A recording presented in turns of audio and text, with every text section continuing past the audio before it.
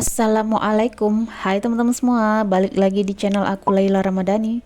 Alhamdulillah ya, aku bisa share lagi tentang budgeting. Nah, jadi video kali ini aku tuh nggak share ya tentang budgeting keuangan aku di minggu ini. Jadi beberapa hari yang lalu aku itu dapat chat dari teman aku, teman Facebook aku.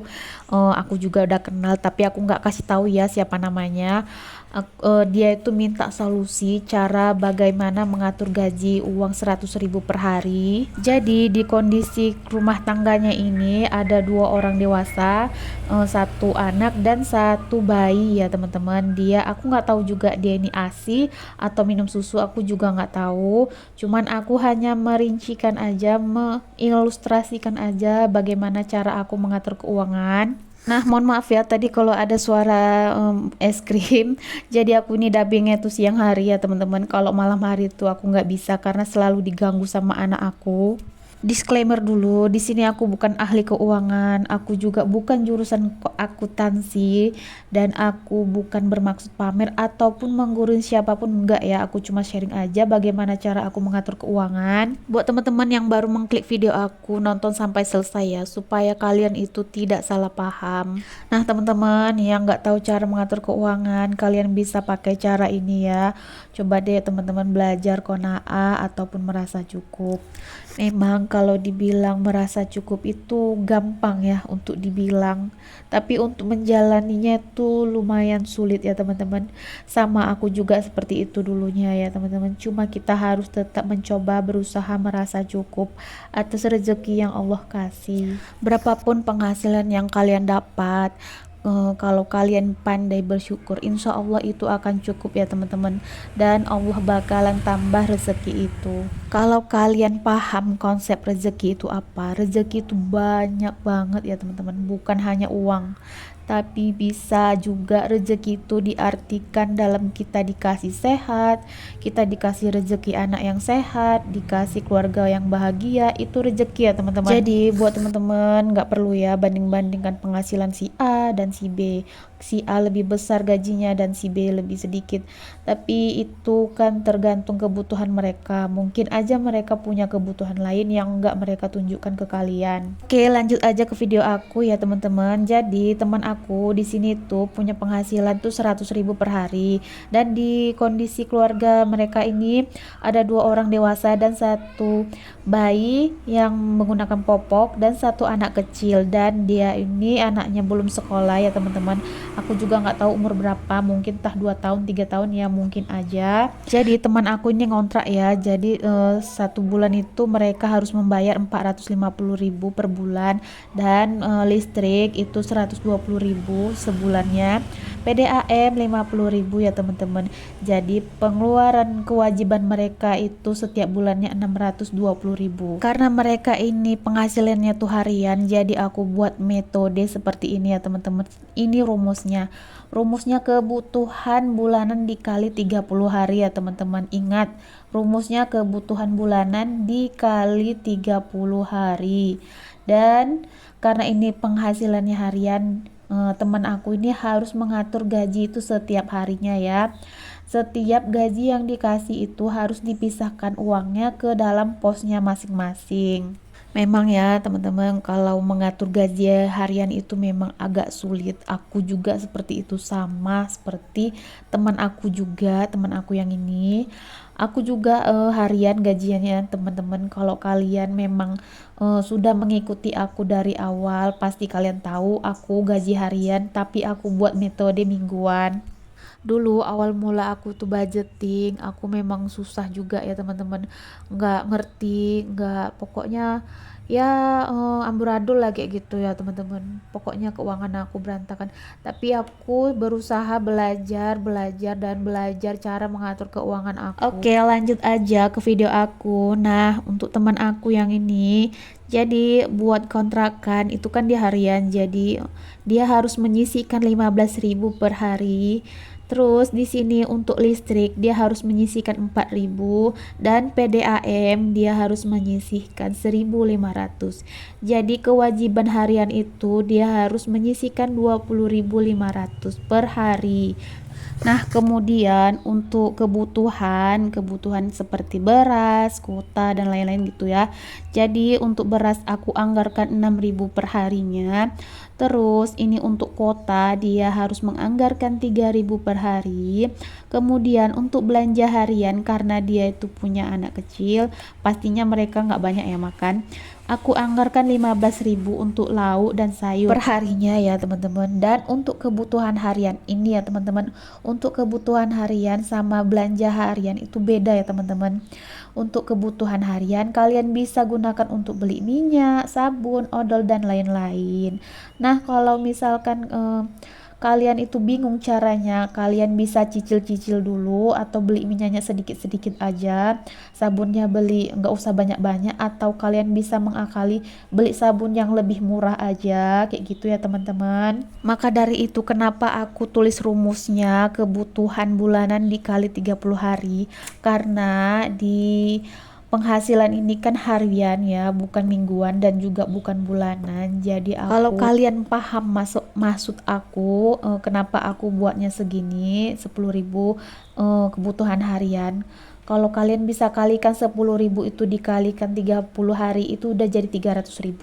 Kalau kalian udah kumpulkan uang selama 1 bulan itu 300.000, kalian bisa belanja di Alfamart. Kalian manfaatkan promo yang di Indomaret, di supermarket, dimanapun kalian berada. Lanjut lagi untuk kebutuhan anak. Jadi teman aku ini itu punya anak, punya bayi. Aku nggak tahu dia tuh ada minum susu ataupun ASI, aku nggak tahu. Tapi yang terpenting ini aku anggarkan untuk susu dan popok gitulah ya, 10.000 per harinya. Kemudian di sini aku untuk anggarkan buat gas itu 2.000 per hari. Terus untuk bensin itu 2.500, dan untuk jajan anaknya itu 3.000 ya per harinya. Jadi kebutuhan harian dia harus menyisihkan 51.500 per hari. Udah paham ya teman-teman? Jadi kalau misalkan cara penyampaian aku itu masih belum dipahamin, belum ngerti, kalian bisa nonton video-video aku sebelumnya. Aku juga udah share video aku sebelumnya. Terus aku juga banyak nge-share video-video tentang budgeting, tentang dana darurat, kebutuhan, keinginan. Aku juga udah buat video pendek, video short ya. Oke, lanjut lagi. Di sini kita hitung semua kewajiban dan kebutuhan. Ingat rumusnya.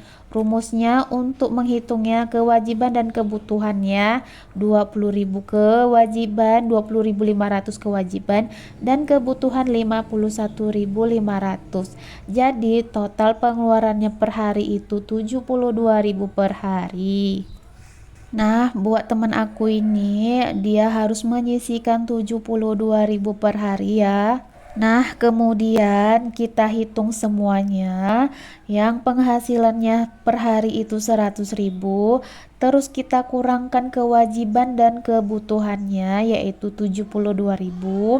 Jadi sisanya 28.000 ya teman-teman.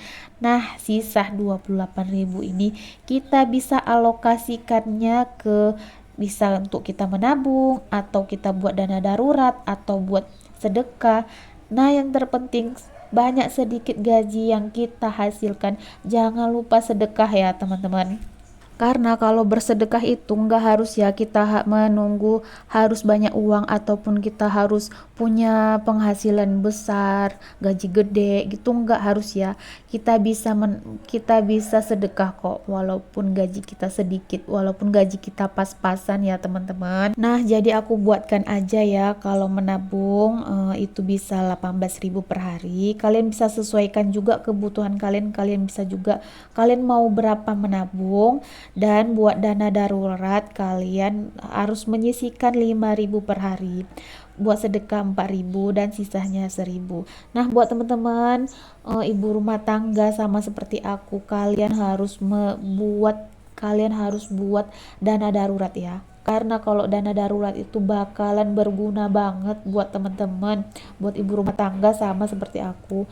Ini bakalan bisa menyelamatkan kita dari kondisi kita itu yang kritis, yang kondisi kita itu nggak punya uang, kita lagi seret-seretnya gitu ya teman-teman. Jadi kalau kalian bisa menyisihkan dana darurat setiap harinya, ini ke dana darurat ini bakalan menyelamatkan kita, dan kita itu terhindar yang namanya berhutang ya teman-teman. Dan mohon maaf ya kalau cara penyampaian aku tuh masih belibet, masih kurang dipahamin, mohon maaf. Aku masih belajar ngomong ya teman-teman, aku masih belajar speaking public ya teman-teman. Nah, jadi saran aku, kalau suami kalian itu merokok, kalian bisa bicarakan baik-baik dengan suami kalian. Kalau kebutuhan kita itu pas-pasan, mendingan uang rokoknya itu bisa ditabung untuk masa depan anak kita, kayak gitu bisa bilang ya teman-teman. Dan untuk anaknya yang suka jajan, kalian bisa kasih pengertian ke anak kalian, ajarkan menabung sejak dini. Kemudian di sini uang yang setiap hari kalian tabung itu untuk buat bulan depan ya teman-teman. Kalian bisa belanja mingguan kayak yang aku lakukan sekarang, seperti food preparation dan belanja bulanan. Kalian bisa manfaatkan promo di Alfamart. Biasanya di Indomaret, di Alfamart itu banyak banget promo-promo. Kemudian kalian kalau misalnya masih kurang, kalian bisa mencari penghasilan tambahan tanpa modal. Sekarang udah banyak banget mencari penghasilan tambahan dengan affiliate, Shopee affiliate ataupun TikTok affiliate. Dan kemudian di sini kalian harus banyak-banyak bersyukur.